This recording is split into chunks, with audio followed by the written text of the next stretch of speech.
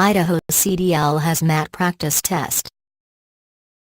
Question 1. The Emergency Response Guidebook (ERG) A. Was created by the U.S. Department of Transportation and is used nationwide. B. Contains an index of hazardous material ID numbers, which is why you must label things correctly. C. Is studied by emergency personnel to help keep the public safe. D. Does all of the above.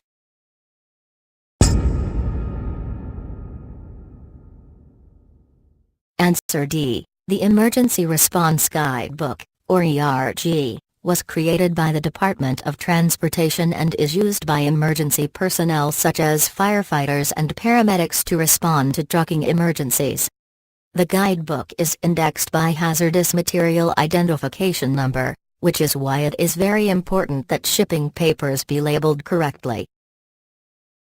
Question 2. What action should you take if you discover your hazardous materials shipment leaking at a rest stop but there is no phone available? A. Keep driving slowly and cautiously until you reach a phone. B. Send someone for help with all the necessary information. C. Keep driving for help as quickly as possible. D. Leave your truck parked with its emergency lights on and walk for help.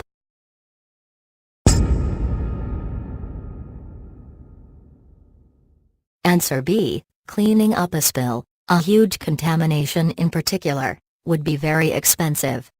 Therefore, if you notice a leak, stop as soon as you possibly can and get off the road. Stay with your vehicle because of liability and safety issues and send someone else for help. You will need to send a large amount of vital information, including your location, your direction of travel, the hazard class and ID numbers, your carrier's location, and the cargo's destination. Make sure you write it all down for the person seeking help. Question 3. Your engine runs a pump when you are delivering compressed gas. After finishing the delivery, when should you turn off the engine? A. Leave it on the entire time. B. Turn it off before unhooking. C. Turn it off after unhooking. D. Turn it off on arrival. Use other power to run the pump.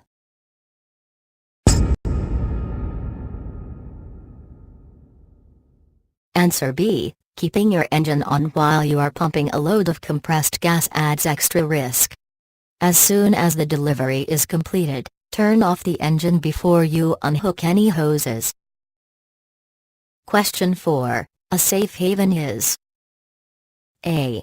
A place to stay once you have reported your company for illegal activity. B. The slang term for the last stop at the end of your transport of hazardous materials. C. A place where it is safe to dump hazardous materials. D. A place that has been approved for parking unattended vehicles carrying explosives.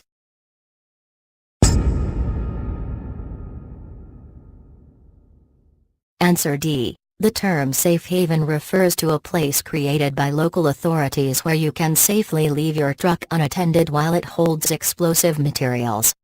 This solves a trucking dilemma that has often led drivers to make risky decisions, such as driving through the night so that they could stay with their loads. Question 5. In what location must you keep your shipping papers that describe any hazardous materials? A. In a fireproof pouch under the passenger seat while you are driving. B. On the driver's seat anytime you are out of the vehicle. C. In a fireproof pouch under the driver's seat that you can reach while you are driving. D. In a locked glove compartment anytime you are out of the vehicle.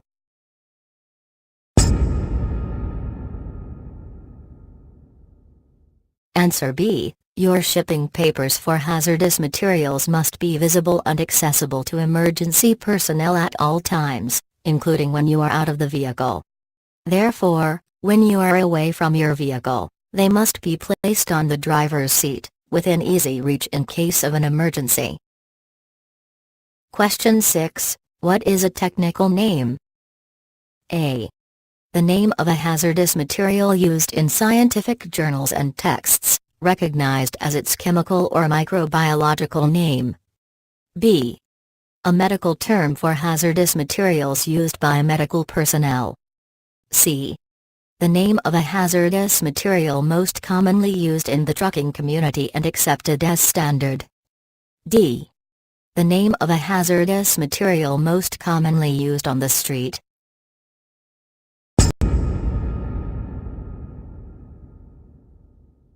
Answer A. The technical name is one used by scientists, which appears in journals, articles, and technical handbooks. It provides a standard terminology for dangerous substances, instead of slang terms that can vary to dangerous effect from region to region. Question 7. How often should you check the tires on a placarded trailer that has dual tires? A. Once every 3 hours. B. Each time you stop. C. Once every 100 miles. D. At the start of each day and every time you stop.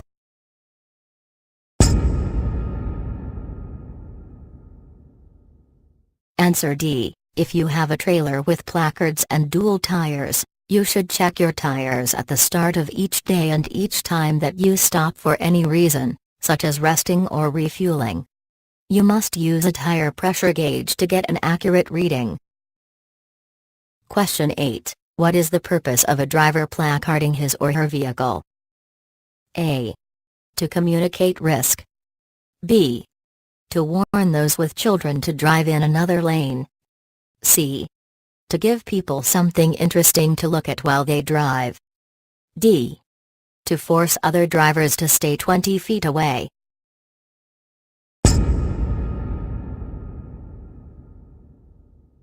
Answer A. Placards are signs posted on the outside of the vehicle to warn others about hazardous materials. These signs identify the hazard class of the cargo.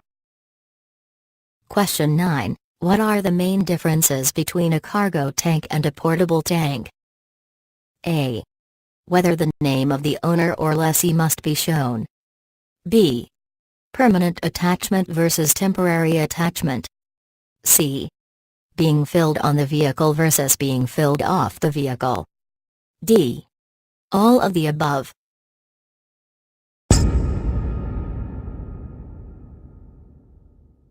Answer D. The main differences between cargo tanks and portable tanks are about the permanence of cargo tanks. Since cargo tanks are permanently attached to commercial vehicles, they are filled while they are on the vehicles and they do not need to display the owner's name separately. A portable tank can be filled either on the vehicle or off the vehicle and then attached, and it must display the owner or lessee's name. Question 10. You must never smoke or perform any activity involving fire within 25 feet of A. Classes 1, 2, 3, and 4. B. Class 4.2 only. C. Class 1 only. D. Class 5.2 only.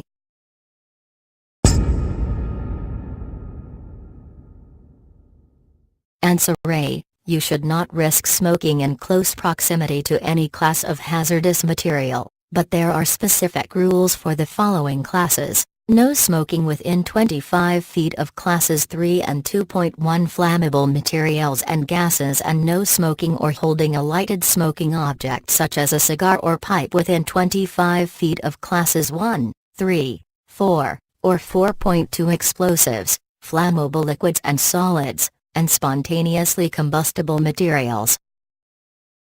Question 11. Which of the following is not an acceptable type of marking for hazardous materials? A. Identification number. B. UN marks. C. Descriptive name in Roman print. D. Name in italics.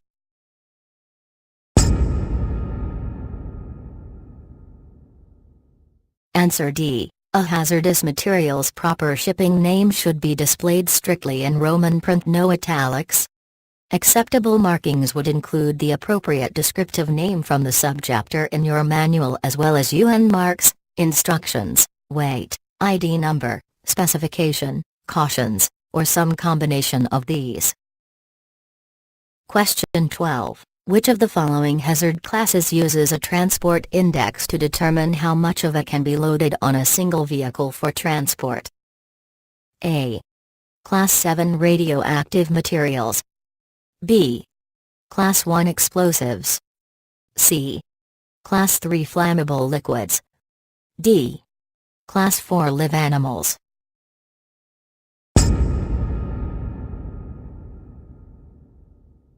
Answer A. Class 7 radioactive materials must be controlled by a transport index that tells each transport company and truck driver how much they can carry. The radiation given off by radioactive materials could contaminate the rest of the load. Question 13. Which of the following materials is an acceptable floor liner for moving Division 1.1 or 1.2 materials? A. Stainless steel. B. Carbon steel. C. Non-ferrous metal. D. Any of the above.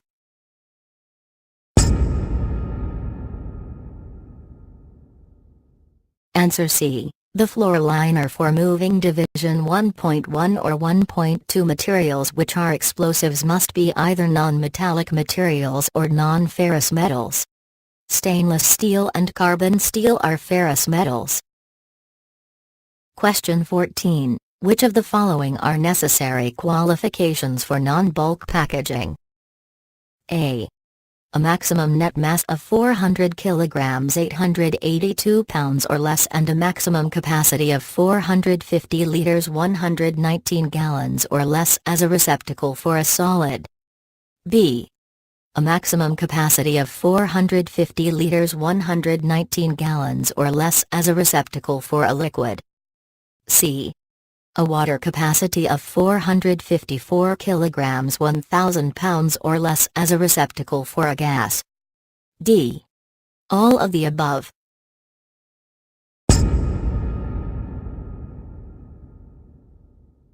Answer D. Non-bulk packaging has specific requirements to be used as a receptacle for solids, liquids, or gases.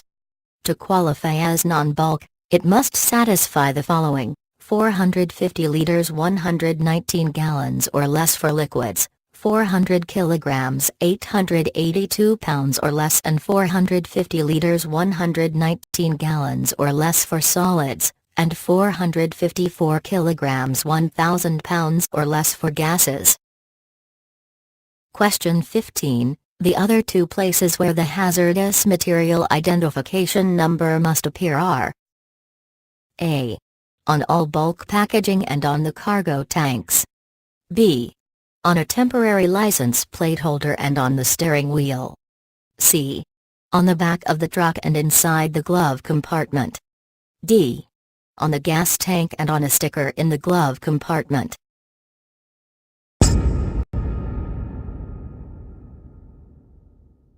Answer A. In addition to the two main locations for the hazardous material identification number, you must also display it on the cargo tanks and on all bulk packaging. Question 16. How far away are you allowed to park from a bridge, tunnel, or building if you are carrying Division 1.2 or 1.3 materials? A. At least 500 feet. B. At least 400 feet. C. At least 300 feet. D. At least 600 feet.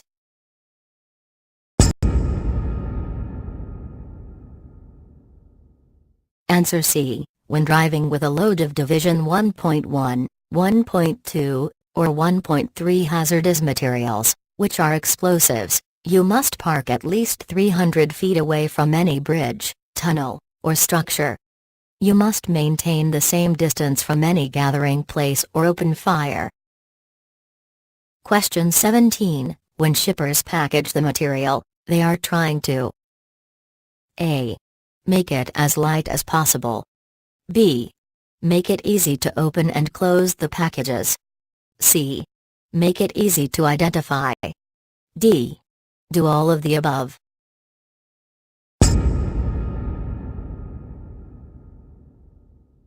Answer C. The regulations for packages of hazardous materials require shippers to make it easy for drivers, destination personnel, and emergency personnel to identify the contents quickly and easily.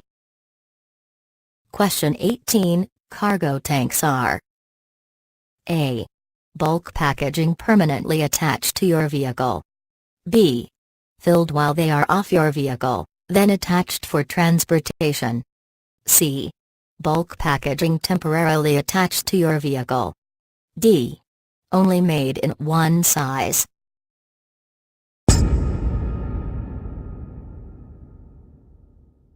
Answer A. Cargo tanks are tanks that are permanently attached to a commercial vehicle. There are many different styles for transporting a variety of different materials. Question 19. To determine if you need to use placards, which of the following do you not need to know? A. The manufacturing date of the material. B. The amount of all the hazardous materials of all classes in your vehicle. C. The amount of the substance or material being shipped. D. The hazard class of the substance or material.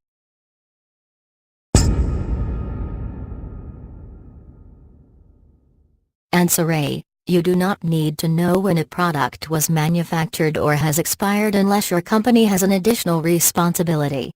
You do need to know the amount of the hazardous material being shipped, its hazard class, and the total amount of all the hazardous materials of all classes that will be carried on your commercial vehicle during your trip. Question 20. Where are the two main places where the hazardous material identification number appears? A. On the shipping papers and on the package. B. On the package and on paperwork at the shipping point of origin. C.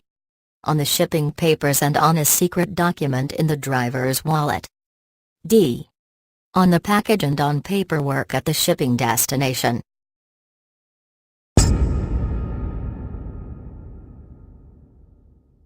Answer A. The two main places where you must keep the hazardous material identification numbers are on your shipping papers and on the packages, since these are the places that emergency personnel have been trained to check immediately. Question 21. If you are already carrying 100 pounds of silver cyanide, what precautions must you take if you are given papers at a dock to carry 100 cartons of battery acid? A. Make sure there is plenty of space between the two. B. Make sure the battery acid is loaded on top of the silver cyanide. C. Make sure the silver cyanide is loaded on top of the battery acid. D. Inform someone and do not load the battery acid.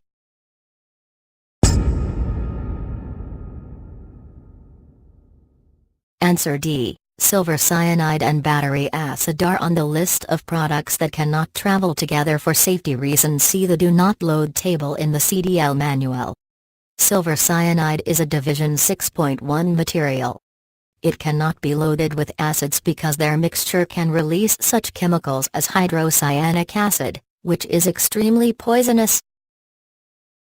Question 22. If you are carrying Division 1.2 or 1.3 materials, how far away must you park from the traveled portion of the roadway? A. At least 20 feet. B. At least 10 feet. C. At least half a mile. D. At least 5 feet.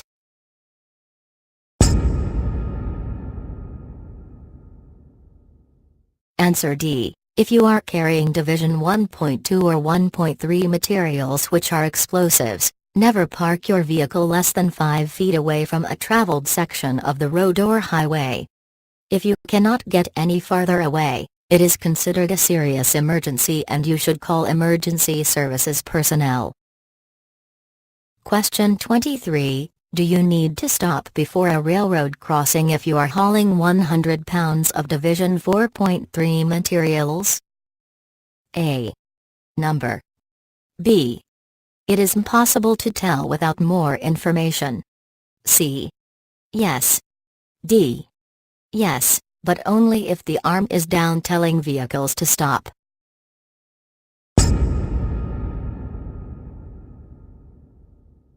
Answer C. If your vehicle is placarded, you must stop 15 to 50 feet from the nearest rail at a railroad crossing.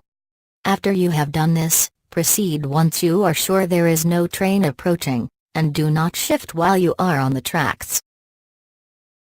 Question 24. Which of the following three hazard classes should not be placed into a temperature-controlled trailer 1 with a heater, air conditioner unit?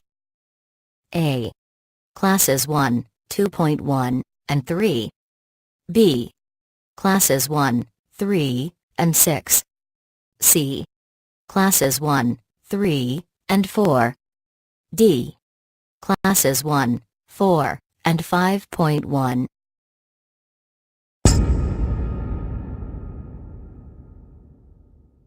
Answer A. The three hazard classes that must be kept in a trailer without automatic heating and cooling are explosives 1, flammable gases 2.1, and flammable liquids 3, since these are particularly volatile. Question 25. A placarded vehicle must carry a fire extinguisher with a minimum rating of A. 20 BC, B. 10 BC, C. 10 AB, D. 5 BC.